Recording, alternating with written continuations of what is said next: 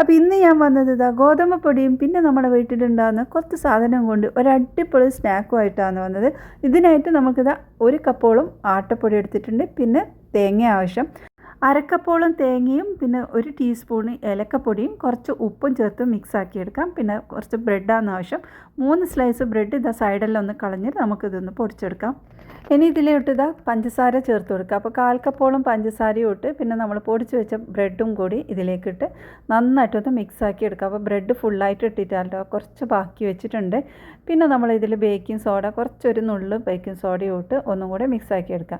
ഇനി നമ്മളിത് കുഴച്ചെടുക്കാൻ വേണ്ടി കുറച്ച് വെള്ളം ഒഴിച്ച് കൊടുക്കണം. അപ്പോൾ ഇളം ചൂടുള്ള വെള്ളമാണ് ഞാൻ ഇതിലേക്ക് ഒഴിക്കുന്നത്.